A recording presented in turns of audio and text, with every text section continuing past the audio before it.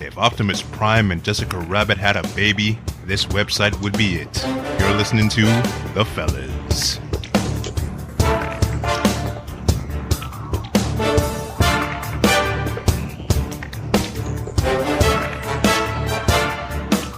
Did you just find that music?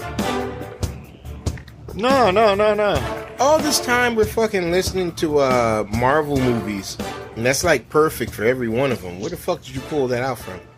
Same place where we pulled the same out. What, freemusic.com? Yeah. Yeah. From the same guy, man. It's awesome. The guy's awesome. It's pretty good. Well, guys, you listen to The Fellas. As always, it's me and Ray. Today, not because I want to, but because Hollywood has dictated that we do so. And remember, this is something we explained on that last episode with Isle of Dogs, how all the fun shit that we genuinely wanted to see, we just started pushing to the side to watch the Hollywood shit that comes out that we don't want to see, but you, the people, want to see. Where's my Bane mask? I do this for you, the people. But your next Marvel movie, so basically every Marvel movie that comes out, we're going to see it, whether I want to or not. So, of course, since we saw a Marvel movie, we had to get our new official comic book movie expert, Dre. Excelsior, Mary.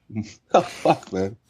Excelsior, now you Mary really Mighty know. Marvel moviegoers. Now you really know what it feels like to be Stan Lee, because he's losing his shit. He can't remember a goddamn thing. The same Stan Lee that was in this movie that delivered his lines in an unenthusiastic way? Is there another one? No. All right. It's the only Stan Lee I know. Well, Stan the Man Lee. That's what he does. I know Stanley Black and Decker. I wanted to see that Stan Lee on screen, the one that wanted to go to the titty bar that didn't get to go because apparently they CG'd it in Deadpool. Oh, yeah, I remember he was complaining about that. He said he wanted to actually be in a titty bar instead of having one CG'd in. In a lot of ways, Stan's still a man's man. He's from back in the day. You know what he told people when they asked him about digital distribution of comics? When Marvel wanted to do the thing, oh, we'll just have people download comics onto their devices and they pay for a subscription. You know what Stan Lee said about that? He said, comic books are just like breasts. They're great to see on the screen, but you'd really rather hold it in your hand. He said that. And the person he was saying it to was kind of like, oh, wow. Yeah, we can't be saying stuff like that. And I like to think that Stan Lee stood up and strangled him after that. Yep. Good old-timey He's Stan. like, this is what we're reduced to. We saw Antman, and before I get into the details, I'm sorry, Antman and Wasp. Yeah, don't forget her. We're in the Me Too era. I don't want to get a She gets her own title on me. Yeah. Next thing you know, they're gonna have Ant-Man, the Wasp, and the Ant Butlers. No, it's gonna be the next movie's gonna be Wasp and Wasp the second. It's gonna be her and a little girl. I will say, Disney's learned a lesson. I mean, this is sure as shit. I'll come right out and say I fucking hated the first one. I know. I'm sure a lot of people could tell. Well, no, you came out fucking shooting cum all over the goddamn screen saying how great the first one was. I didn't. That wasn't me. That was, I was like, the busted up computer we still haven't recorded a dang. Yeah. Hey, I thoroughly enjoyed the first one. I did not enjoy the first one. It wasn't as if the first one was insulting me. It was kind of like the first one just really wasn't trying. It felt like a marriage in which the excitement for sex isn't quite there. You're just going to have sex because it's like, man, I need to get to bed in like an hour, but I can't sleep. Let me bust a nut so I can go to sleep. But using my hands kind of silly when I got a woman right there. So, you know, you go to your wife and say, hey, baby, roll over. It's utilitarian. You're just doing it so you can go to sleep. And that's what the first Ant-Man movie felt like. And to give you an example of what I mean, tell me something. Yeah. Both you guys, tell me something. What's worse, having a bad credit score or having no credit score? Oh, man. But having a bad credit score means you still get credit.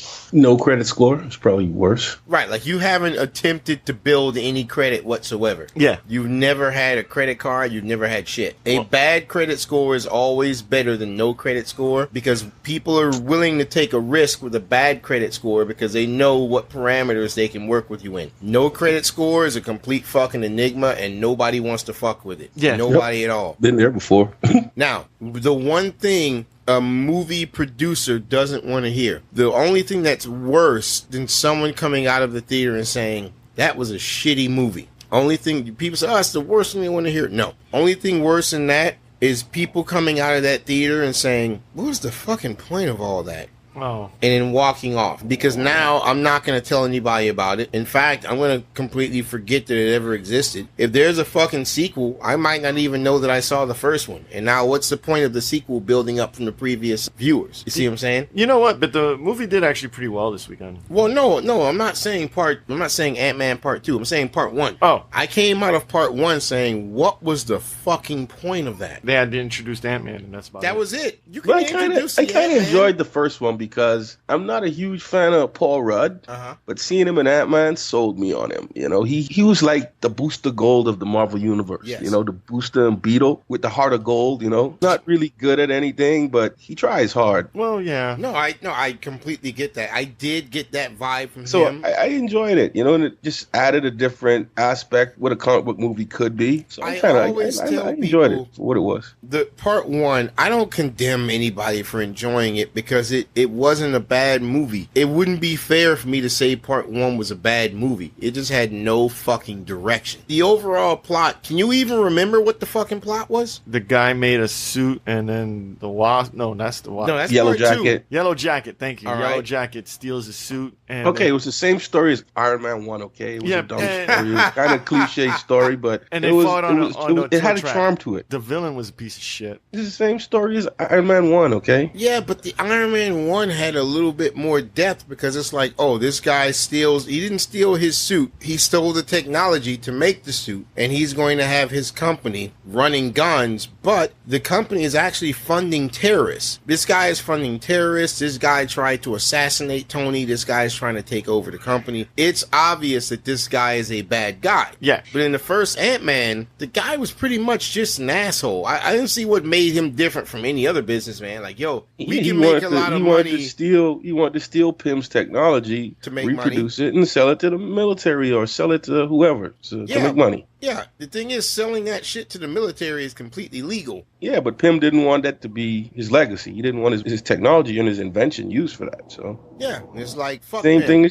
same thing that happened to Tony in Iron Man. Yeah, He but wanted this to guy stop, was funding terrorists with the express purpose of pushing the government to force them to get more military shit from him, which is something that's snidely whiplash, twirling my mustache style evil. Okay, that's fine. I get that. But the Ant-Man 1, I was like, yeah, all this stuff is pretty much legal, or I don't want you doing this shit. Well, I'm just gonna go behind your back and take your shit and do it anyway. So I'm gonna use another version of my suit to go and take back the old suit from you. But it's like, once all the dust settles, at the end of the day, the whole rest of the world will keep on turning. Yeah. He didn't show how this in any way was gonna endanger the freedom of America or blow up a country or something. It's like, yeah, this guy's an asshole. I don't want him selling my shit. My whole thing was like, all right, that was kind of like something I would sleep on. So I would expect the jokes and everything else to keep me interested in it. And the jokes were there, but none of them really made me laugh. And it wasn't because they weren't funny. It was more because they were like geared towards like a PG audience. And I was like, oh yeah, I see what you're saying. Oh, look, there's a giant train coming at him. He's screaming, oh, and the train hits him and falls off the track. That was a because good at the end of trailer. the That day- was pretty damn at the end of the funny, day, it's but a it was toy in the train. trailer, so Yeah, it was it like, lost its impact by the time you alright, saw the movie. This one didn't do that. Yeah, okay. This one didn't do that. So what I'll do, Fast forward to 2018. yeah, let me go over the plot real quick. The plot on this one has a little bit more impact to it, which is good. Apparently, Paul Rudd, I'm sorry,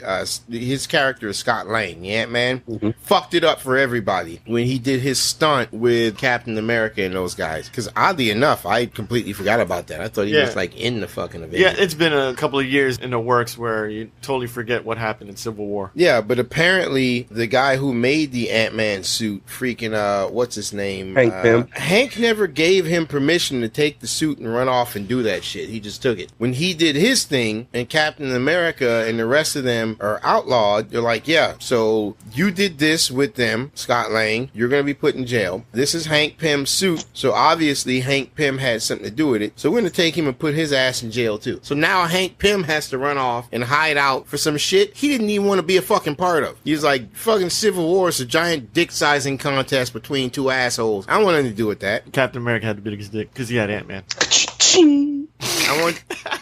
I'm giving you a moment of silence. I want you to think about what you just said. I'm just saying he had the biggest guy, man. I want you to think about what you said. Anyway, so now we see it's like 2 years later, and Scott, he's been on house arrest for roughly 2 years. His house arrest is going to end in like 3 days. Once the house arrest is done, then he'll have like 2 years of probation, and he'll be done. He'll be good to go. Now, the cool thing is, they're showing that he's still good with his kid. You know, he's doing the very best he can to spend time with his kid. And I really like that the girl actress, what was that character's name? Was it Cassie? Was that the Cassie's daughter? her name in the daughter? in the movie. Oh, Abby Ryder Forson did a decent job. That's the daughter. She's kind of like, look, man, fuck this noise. Just fucking go. If you decide to leave, they can't stop you. You just turn big. Oh, I won't be able to be with you. Whatever. You know, you're helping people. You're a hero. Fuck that. Just leave. You know, when the first scene, she's like, they're in this big maze, and they're like, oh, we've got the trophy, but I can hear the popos. Let's go. It's like, she calls the police popos. Like, what the fuck? I expect them to be like, honey, don't talk about the police like that, because I don't want you to go to jail. She was constantly had this air of a whole fuck the police attitude. Yeah, fuck the police. They took my daddy to jail, and he's just trying to save people. Fuck him. I gotta say, here comes the popos. I gotta say that freaking maze is pretty freaking awesome. I was like, man, where do you have the fucking time? And then I realized he has nothing else to do. But exactly, I was thinking the exact same thing. Where do you get the boxes from, dude? That shit was a lot of fucking boxes, man.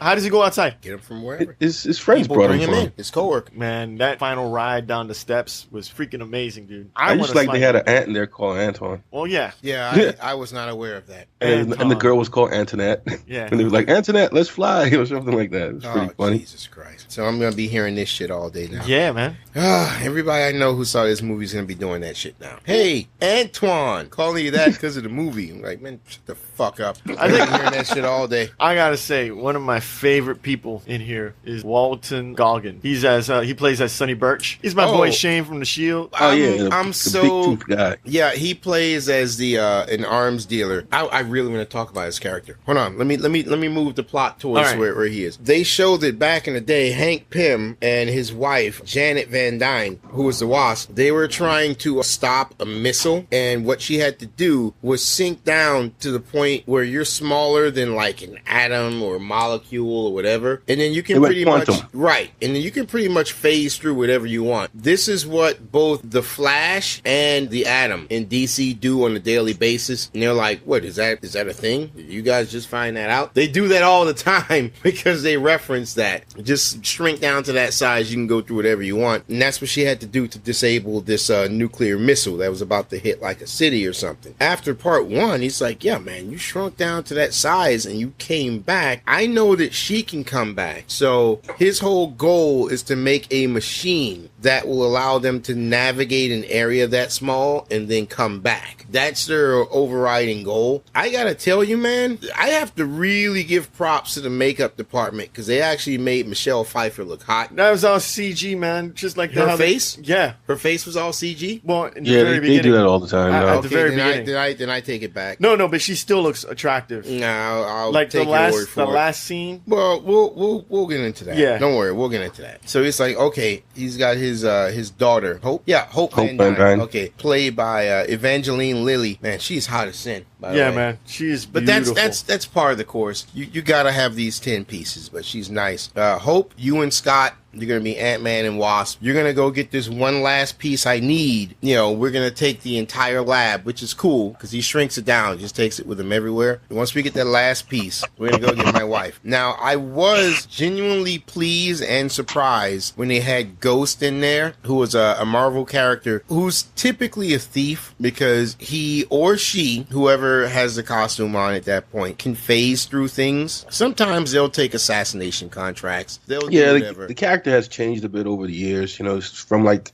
a spy to an assassin to like a corporate tech thief, saboteur, you know. So the last time I saw pretty much on par for who the character is. Right. The last time I saw Ghost was freaking during the Dark Avengers timeline. And remember the Thunderbolts, how they always were the criminals? It was Ghost was in there. It was like him and the White Widow and shit, and they were all in there, and Ghost was one of the people on the Thunderbolts. And I was like, oh, Ghost is pretty awesome. awesome. No, but I was happy they put her in there. And Hannah John Kamen did a pretty decent job. I did think it was kind of bullshit the way when they did her backstory. I just assumed that she was Persian, but apparently she's half black, half white. The character, because when they showed her as a kid, she's just dark as shit, and she has this frizzy hair, and like, the fuck? Then you see her now, her hair's all straight, and she's light skinned. I'm like, get the fuck out of here. For a chick that's phasing in and out, she awfully had a lot of time to put fucking makeup on. Yeah, that too. Oh shit, she was in Black Mirror. She's pretty cute. I watched a show called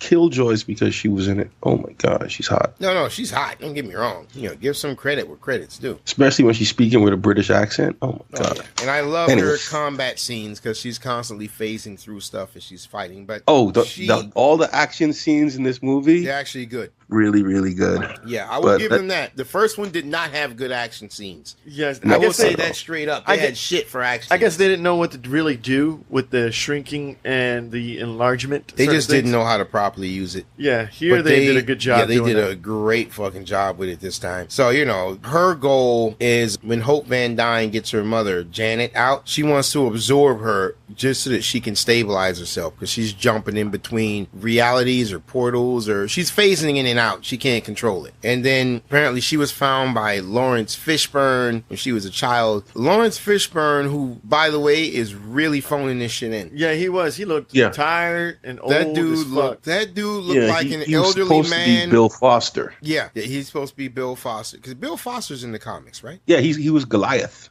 That's right. I want to say when he was introduced, his original name was Black Goliath. Oh, Jesus. The 70s, brother. The 70s. What can I say? Man, we were so much sillier back then. Everyone had to have black in the name in case we didn't notice. If you were black. Yeah. Black Panther, Black Vulcan. Black Goliath. But yeah, Lawrence Fishburne he reminded me of an elderly man at a comic book convention, like watching everybody dressed around, like, what the fuck is going on? What is this? He really, really phoned that shit. Are you being honest with yourself, man? He acts the same in every movie. No, every action. Nah, he was not as passionate as he normally is. Yeah, I've seen him with a little bit more passion in him. He was kind of just dead. Yeah, no, he absolutely was. He couldn't have given two shits. Like the guy who played Sonny, he was having a fucking blast. You could tell. Oh, hell yeah. You know, just being a little wise ass dick. Who's the guy? The Pena guys, Michael Pena. That whole team was having fun. The T.I., the Russian guy. Man, look. Yeah, Sonny was good, but then again, Walton Goggins, I refuse to ever call him anything but Shane. If I see him walking down the street, Shane, all right, what's up? From here on out, we'll just call him Shane because that's where I know him from. Yeah, he's Shane. Fuck Shane. That. And that dude just enjoys everything he's in. You know, it was kind of strange to see T.I. doing such a family-friendly movie. Dude, when I first heard like those guys were going to be his Ant-Man's buddies in the first movie, I was like, this movie's going to be garbage. It's going to be retarded. Yeah. I saw it and I was like, not bad. T.I. did a good job. Yeah, he does do a good job. Again, those guys did a good job as well the second time around. Now, I would have actually preferred for Michael Pena to have been replaced by Charlie Day, because he was acting like Charlie Day the whole time. The whole neurotic thing he was doing, like, man, this guy's acting just like Charlie Day. Why didn't they just get Charlie Day? I just think the script wasn't as tight as it was for Michael Pena this time around. When they did that, he's a comedy relief. It doesn't need to be tight. Yeah, but the jokes, man, I felt like the jokes were really lacking. The jokes to me felt like I was watching Friday Night Disney TGIF. The writing was just almost on par. I mean, the whole time I was sitting down watching this movie, I was like, this is the perfect movie to bring a kid to watch. There were children in the theater we were watching. I think there was a baby right next to us. It was more or less, it's a kid-friendly movie, man. No, but when I say there were children, I mean like children. The kid next to us was singing Happy Birthday. Yes, because she felt like it. And she wasn't mentally slow. She was just like 3 or 4. And she felt like singing Happy Birthday. And the other kid 2 levels below us decided to sing with her. He started singing Happy Birthday too. I'm like, this is a fucking madhouse. I said, I had a lot of kids. I mean, there was a lot of laughter in my theater, you know. People were enjoying it. It was a clean movie. It was a clean movie. I don't have any problem with it. It's fine. It had not everything has to be edgy, guys. I don't think it. No, I'm saying I don't have any problem with the kids being there. So. No. Watch fucking John Wick if you want to see some old bullshit, man. No, man. No, I'm saying, look, it doesn't have to be edgy. It just has to be a little bit, has some more finesse. I was digging it. Yeah, let's just go into spoiler territory, man. Yeah, that's why I asked you if you had the spoilers ready. Let's just go right in. Trying to assert my authority, motherfucker? Yeah, I'm trying to assert that authority. You know, when the muscle thinks that it's the brain, it's time to amputate. You know that? Don't forget your place. So now we're going to go into spoilers. I will say, this movie did everything right. You know, it ain't no nut-busting Iron Man or something like that, but it's great. I don't feel like I was disappointed in any way, actually. I came in with very low expectations. This was much better. And actually was funnier, too. It was funnier, but I don't know. I felt like I was yawning a little bit more than I wanted to. I understood the comedy, but there was just certain lines that I felt like they were trying to be clever, but the dialogue was just not there to give you that ha ha ha laugh. Well, it wasn't so much about them trying to be clever or not. They just kept it light, which for the past couple Marvel movies, it's been a while since we had something light. I mean, even Deadpool, it being a comedy, it was still dark as shit. You know, I mean, even Deadpool said at one moment, "Oh, so dark. You sure this isn't a DC movie?" They just kept it light. I like that. Guys, there were so many things in this movie that made me smile. Yeah, dude, good. it was just a nice... What made you smile? What made you smile? From the way the movie started, it just jumped right into Wasp and Antman going on that mission.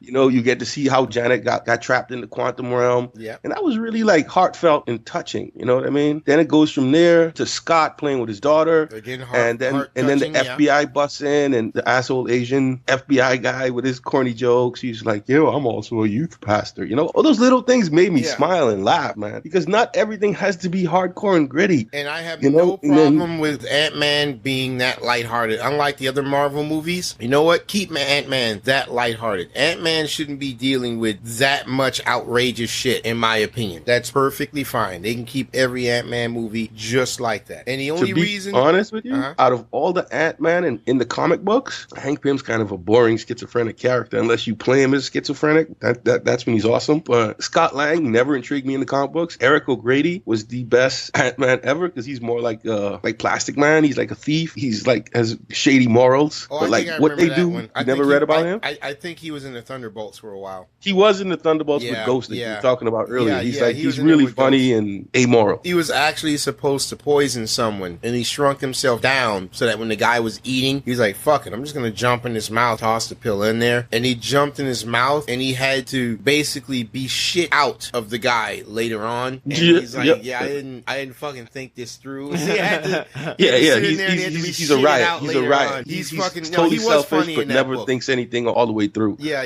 But like this version of Ant-Man, Scott Lang, I just like what he represents. You know, he's like that. He's the poor man Star-Lord. Exactly. And he doesn't think things all the way through, but he has a good heart and he pulls it out by the skin of his teeth. Like all our heroes that we grew up, the Han Solos and that archetype, you know. So I really dig it. Even when at the end, when he grows big to get the guy on the ferry, then he passes out to the part where he was push kicking on the truck. There's so much cool shit in this movie that I really enjoyed. I love the fact that they point out that when he gets big, his metabolism is going so much into overdrive that he can't sustain it. Pass out. Because otherwise, him growing big would solve any and every problem the Avengers ever have. Just fucking grow big. I thought it was because he couldn't take in that amount of oxygen at one time. Well, that too. Well, all those factors, I would assume. Yeah, but but just him sustaining that height. He was way bigger than he was in Civil War, right? In this, he was. He looked like he was like maybe 80 feet tall this time. In Civil War, he was like 60 feet. Yeah, he was pretty big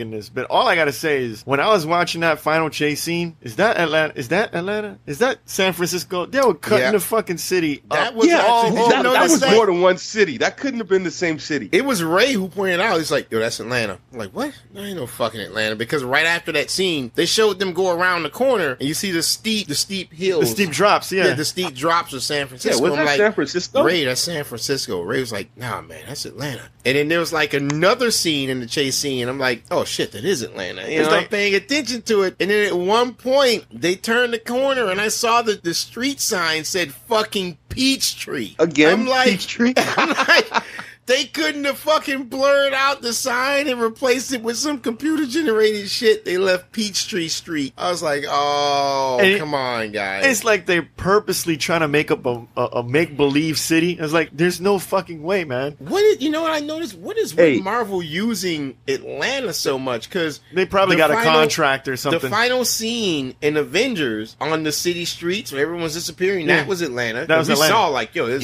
the Marriott. Yeah. That was Atlanta. Then we got got this. This is Atlanta. And there was, I think, like 2 others. Yeah, there was 2 With other the movies. streets, I'm like, yo, that's Atlanta. Yeah, Deadpool was in Atlanta as well. They probably get Deadpool was in Atlanta. wicked tax breaks for doing that. That's what I'm thinking, because Deadpool was definitely in Atlanta. I would think people would be getting wise. Like, look, guys, we've been shooting in the same fucking streets all this time. Fuck you that, think, tax breaks. you think the average moviegoer doesn't notice that shit. I didn't notice it. I mean, I noticed, and even I don't fucking care. I'm not gonna refuse to see the next Captain America because it might be in Atlanta. I mean, I did think there were parts of that was in San Francisco because of the steep hill. Yes, it was. The thing is, like, one scene, Atlanta, make one left turn, they're in San Francisco. They take a right turn, they're back in Atlanta. They're like folding in between the fucking East Coast and West Coast under the same action scene. It was getting to me, man. Man, Atlanta's becoming like the new Hollywood, man. You're just gonna get all your film shot. Atlanta and Vancouver is gonna have all the fucking. Now that always throws me off. I like when they film stuff like that in Canada. It throws me off right away because I look at it and I'm like, this doesn't look like an American city. Where the fuck is this? Like, I noticed that shit right away, and it takes me out of the movie. You know what thing I gotta call bullshit here? What's that? When Hank Pym and Scott Lang and Hope Van Dyne walked into the university, and they looked at their friend, the Goliath, Lawrence Fishburne, and Lawrence Fishburne is talking about some subject, and out of nowhere, he just canceled the class. I'm like, man, look, man. No, that's real. I've had professors show up and then look at the class for like 10 seconds, and like, was there a party the other day? Like, oh yeah, there was this thing going on. Like, yeah, I'll see you guys in 2 days. You look like shit. You're not going to pay attention to me and wasting my time. What's his motivation not to end the class? Oh, but the students won't learn. Fuck them. They want to learn? Fucking try harder. A common misconception is that college professors give 2 shits about whether you graduate or not. No. Yeah. No, they're like, yeah, you guys look like shit, so yeah, we're just going to cancel class for the day. Oh, and for the next 2 weeks, I'm going to have my teacher's aide in here, basically doing my job. I had one professor only showed up twice for the entire goddamn semester. Yeah? And that was for, like, the midterms and the final. And you paid for that class? That was an easy fucking A, yeah. I wonder, now looking back. I needed that easy A. I wonder what university that was. No, the one in the movie. Oh, that was some dude's garage. That was the University of Marvel Comics. Yeah, it was an auditorium with desks in there. Yeah? The movie, it was a family-friendly movie. I'm not going to knock on that. It was family-friendly up until the end, after the initial credits. Oh, okay, yeah. Yeah, that was which I love, by the way. So we already said spoiler. What did you think about that scene, like right after the credits? The one that linked it up. I knew it was coming, so. Oh, you knew about it? Yeah. How'd you know about it? Because I can't be patient. I need to go and read spoilers. See, we had people in the theater fucking freaking out. Yeah. Like women gasping. Oh my God, from the Infinity War. Oh my God. Like, yeah, you know what? I was shocked. No, there was no reaction from the crowd I was with. Yeah, do you know? They probably all knew what was happening. Do you know there was another reaction for the second scene? Yeah, I'm upset you made me wait for that. Yeah, it's like, this is bullshit. It's like, the fuck do we need to see an ant play drums? Like, if he's gonna fucking do anything. No, because you insist on it. Because you won't fucking leave and go home until you see something after all the credits. Oh, well, I'm glad I left. I didn't wait to see that. Yeah, that was a waste of time. You didn't see it. It was just an ant playing the drums. Yeah, it was totally not even worth it. You know that. So my question is, who's gonna save our buddy Scott? How's he gonna get out of the quantum zone? Ghost. Oh yeah, that's right. Ghost can go in there. Yeah, Ghost can save him, and Well, the whole thing is they were getting that stuff for. Or does he go back in time? No, that would just be silly. No, I heard Avengers 4 has a lot of time travel in it. Well, that is kind of true. They wouldn't have mentioned it if they didn't actually think they would need it. Here's the thing. Yeah, exactly. So I think this quantum realm is going to play heavily into Avengers 4. So Hank Pym's going to go over there, go back in time, smack the shit out of freaking Thanos. Thanos is going to drop the glove, and then Ant-Man's going to go back. So you think that's how they're going to stop Thanos, by going back in time? Yeah, he can smack the shit out of him. Freaking hold his legs down. Did you see any of those pre-production images that got leaked before Avengers Infinity War came out? It showed the Avengers like back in the Battle of New York. Ray, look that up. They all have these like things on their wrists. With the little time traveling thing. So I was expecting the time travel to be in Infinity War, but it wasn't. So I assume it has to be in the whatever the next one was called. If you're gonna go back in time, you gotta have that Marty McFly. That's all I know. Can't be doing no time traveling without no Marty, man. And plus, a lot of the stuff that they did for Infinity War, all the fake promotional shit. How do we know that's not fake? yeah, right. Yeah, you're right. But I mean, I don't know, man. I don't know. I'm starting to speculate, but I'm done until Captain Marvel. So it's good. It's worth watching. What's the funniest part? The part that really just brought you out of here? Dude, I cried when the Wasp went into the quantum realm. Okay, that was in the first movie, though. And I seen that in the last movie, and I still cried. It was sad. Christ. Oh man, were you sad because we forever lost Michelle Pfeiffer? And you could hear the pain in his voice telling the story about how she got lost. Look, the most impressive thing in this movie was seeing Michelle Pfeiffer 20 years earlier when they did that cosmetic surgery, digital. That was awesome as well. That was so touching. I was like, man, come on, man. That's that what was she looked like. Touching. That's what she looked like in Batman 2. That's what she looked like in Batman 2. Yeah, that's what she looked like in Batman 2. I mean, that was the most impressive thing. I mean, man, why are you bringing up Batman 2? It's a good movie. Yeah, Michelle Pfeiffer's in it. She's Catwoman, man. Good movie, huh? Yeah. And I'm doing a review with you guys, and that's what you consider a good movie. Yep. For its time. That was a bunch of fucking bullshit for its time. What was the one thing that you didn't like that took you out of the movie, though? You know what took me out of this movie for a little bit? When Scott was in the quantum realm, for a little bit, I kind of got bored. For me, the visuals could have been a little bit more trippy. Yeah, and I saw that tardigrade, and I was like, really? I'm so sick and tired of fucking tardigrades. Is tardigrade like the new unicorn? It's like every fucking science fiction thing I watch now has a tardigrade on it. Look, there's one thing that pulled me right out, and me and Ant looked at each other. Like, what the fuck? Oh yeah, and it was at the very end when Hank Pym said, he's there with his beautiful wife. He pulls out the house, he throws it on the sand, and then he makes the house bigger. I turned to Ant, it's like, where's the plumbing? Yeah. Like, yo, you just put the house on the beach. Yeah, we're living here now. I'm like, what's the fucking plumbing? There's no plumbing. Where's the power? That's just self-sustaining. Dude, well, you can get a generator. Quantum realm, man. So what? When I take a shit in the piss, flush the toilet and it goes to the quantum realm. So all my shit and piss is just gonna flow into the quantum world and just forget about it. Yeah. What did tardigrades got to eat something? I'm gonna call some old bullshit to that, man. These guys are just using the powers frivolously. Just like at the very end, you just have all these Matchbox cars and they're watching a movie on the laptop, which is actually kind of cool. I'm not gonna rag on that. That was freaking awesome. That was really cool. That was awesome. But man, dude, they were like the first time when you realized that they were driving around the shrunken car in the beginning when the pigeon. Look, man, that was awesome. When pigeons were in the street. Awesome. That was pretty funny. I grew up on a cartoon called Sport Billy. I don't know if anybody remembers Sport Billy. Sport Billy. Sport Billy. Billy. Okay. Yeah. See, this is one of those cartoons I bring up, and I've yet to meet another human being that's seen this cartoon. If it wasn't for YouTube, I would think I was fucking insane. Well, but Sport Billy had a little bag, and he was like from outer space,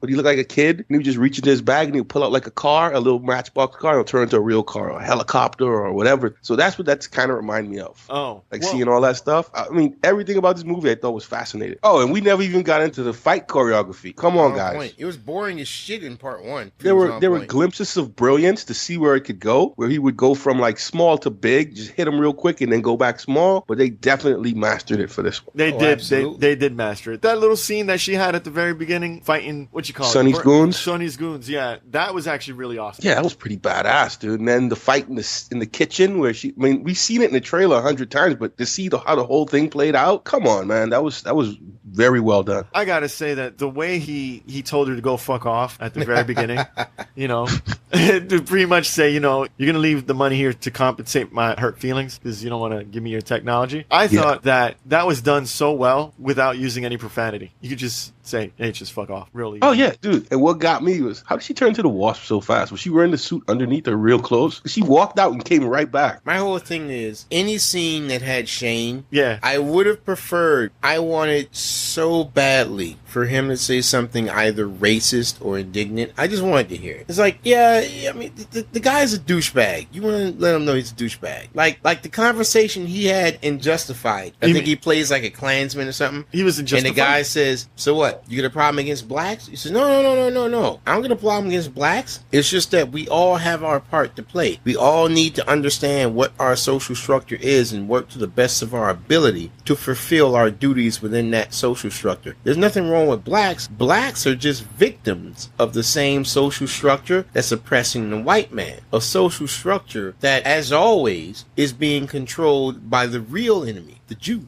Oh, God. And I was like, you know what? This guy has somewhat convinced me. I was like, this guy is somewhat. So no. Blacks aren't inferior. They're just victims of the Jews.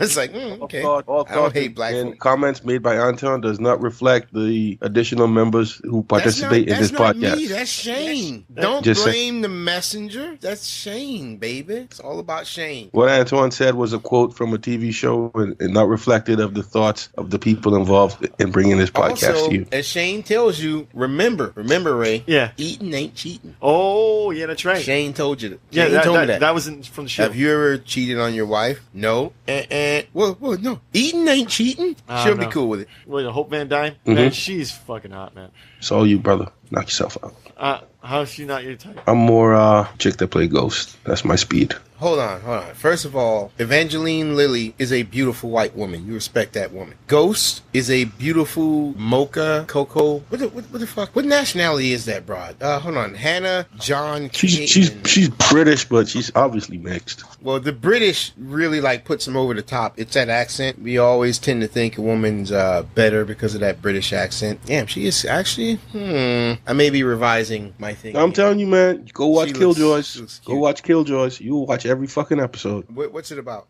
They're bounty hunters in the future. They have spaceships and all kind of crazy shit. I think you're right, man. Lawrence Fishburne phoned it in. I told you he phoned it in. All I can remember is his gap teeth. Oh God, I fucking forgot Cowboy Bob. I fucking forgot that was him in Pee Wee's Playhouse. Lawrence Fishburne. You know he's never gonna live that shit down. Well, hi, Pee Wee. He is never gonna live that shit down. Wasn't he Cowboy Curtis or something? Yeah, like that? that's what I meant, Cowboy Curtis. Hell yeah, flashbacks. Thanks for nothing, bro. Needing money is a hell of a thing, man. Yeah, I guess. If someone said, "Look, you're either gonna be Cowboy Curtis or you're gonna be sucking dicks on Fifth Avenue. How you want to make your money? Because you got none coming in." I'll be wearing the cowboy hat. You're in the cowboy hat, being Cowboy Curtis. You know, it's kind of cool there. Shut your goddamn mouth, Ray. I really wanted to see my boy Shane. Or is that as degrading as Paul Rubin redoing that new Pee Wee's Herman's movie where they digitally removed all of his wrinkles? Really? Yes. They put so much makeup on that motherfucker and he wasn't even enough. He was 60 years old when he did that movie. Wait, Paul Rubin's 60? Yeah. Why is he still doing this shit? Because he needed the money. Oh, God. Because it's better than sucking dick on Fifth Avenue. Because it's better than sucking dick on Fifth. I'm going to have to make that my new And do we all know, for those who don't know, why his career ended so abruptly? I think we all know why his career. He was pleasuring himself in an adult movie. Oh, my God. Yeah. I think they had that motherfucker out in handcuffs. I think they it wasn't the fact that he got arrested. It was the fact that some journalist wanted to make a big deal out of it because he wanted those clicks, and that journalist destroyed his fucking life. Clicks? This shit was just regular notoriety at that point. No, someone went out of their way to really flash that up there. Like, yo, this superstar was at a porn theater, random person in porn theater. Not, I'm going to go see the new Antman. Oh man, that Evangeline Lilly looks pretty hot. Let me whip my dick out. No, I was in a theater that was playing porn, and I decided to whip my dick out. I mean, shit, most cops would show up like, hey, put your dick away and go home. And that'll be the end of it. It's like, it's fucking porn theater. I don't even bother with this. Yeah, and the porn theaters are usually like about the size or half the size of a regular theater, and there'll be like 4 or 5 people in the fucking theater. You guys seem to know a lot about this topic. No, I know about porn theaters because, you know, growing up in New York in the 80s, that's all that they had. We're fucking porn theaters. Yeah. You go down 42nd Street, which is right now littered with nothing but commercialized Disney shit. Disney shit was littered by nothing but porn theaters. I'm an aficionado on the porn booth, not the porn theater. Oh yeah? Yeah, I'm very knowledgeable in that because I used to work there way back in the day. People would come in at 3 o'clock in the morning, grab their gay porn, walk to the back, and then come back to me an hour later and say the guy who was on the cover wasn't in the video, so they want to get a new one. Like, you were back there for a fucking hour, so you obviously watched the whole goddamn thing. Yeah, but that guy wasn't in there. Yeah, but you still jacked off. I'm pretty sure you did. So you got your pop. Fucking move on. When I was driving through Texas once, I encountered a porn drive-through. Wow. Yeah, it was like a drive-in theater for dirty movies. You know, it's really fucked up for such a beautiful, family-friendly movie to end up in this topic. Oh, you know what? Yeah. It's pretty bad. You know what? Let's rate this. I would have gone. I would have gone longer, but I see what direction this is going in for this rated G movie. Let's rate this. Ray, what are you gonna give it? I'm gonna give this family-friendly movie, a high matinee. Okay, that's fair. The jokes fell really flat. I chuckled maybe like 2 or 3 times. It was a feel-good movie, but I really wanted to laugh a little bit more. It was just really like someone giving you a hug without the breasts. Damn. You know, you want that full hug. I felt warm, but I didn't feel loved. Are you channeling your inner Stan Lee right now? Yes. You know when a girl hugs you and she gives you the breasts, or she just hugs you and she's taking that step back? That's what Marvel did. Well, that's why I grabbed them and I squeezed and I lift them off the ground. They're like, oh, tee-hee-hee. He wants to lift me up because he's showing how strong he is and it's easy and it's fun. Tee-hee-hee. I'm like, no, I'm feeling your titties.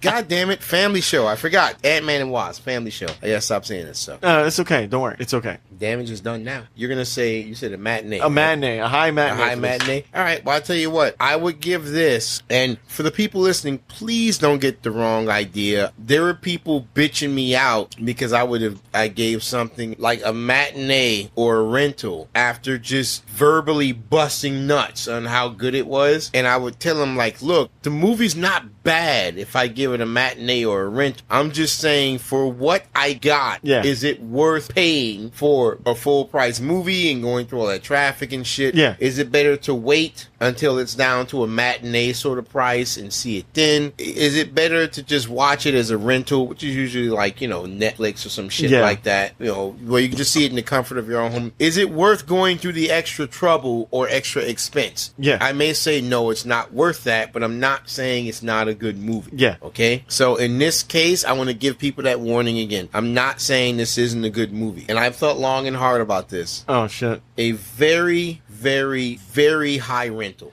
Whoa! Come on. We took a step up. Well, of course it's a step up. I already told you when we started this was better than the first. But I don't want people saying a rental.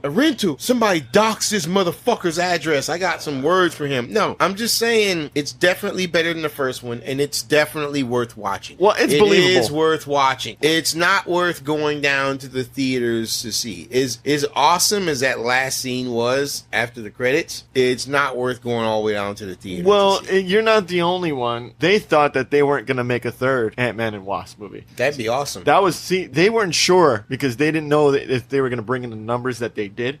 So, yeah, they brought in the numbers. So, I'm pretty sure they're going to make another one. Hell yeah. Okay. Me being a normal functioning boy, I thoroughly enjoyed this movie. Not unlike my homunculus friends who I'm talking to on this podcast. Those I don't know what's wrong with you guys. I don't know if you were abused as kids. Next time you speak to those guys, tell them to eat a dick. I mean, I know I'm not one of them. You're talking about some other guys, but I guess when you next speak to them, tell them eat a dick. Hey, Antoine. Yeah. Eat dick. Why would he tell me that? You said, anyways, I digress. Let me get back to what I was saying. All right. Pretty good movie. I enjoyed this thing thoroughly, much more than the first one, which I also enjoyed. It had a little hiccups. This movie, I give it a full price. If you have a heart. Damn. You don't have a heart, then fuck you. Oh, all right? man. Very kid-friendly movie. Like, for me, I would have enjoyed watching this as a little 7-year-old kid, and I still enjoy it. So if you had money and you're a 7 or 8 or 9 or 10-year-old, and then you go see this movie, would you see it? Hell yeah. I would probably see it twice if I was a kid. And because yeah, I would too. Just watching this movie, Ant-Man would be the kind of hero I would want to be. And then someone would ask, where's your parents, son? And you'd say they're at home. And then the cops would be at your house taking your parents away because they let you go to the theater by yourself. Are you going to talk about that shit that happened between you and that guy again?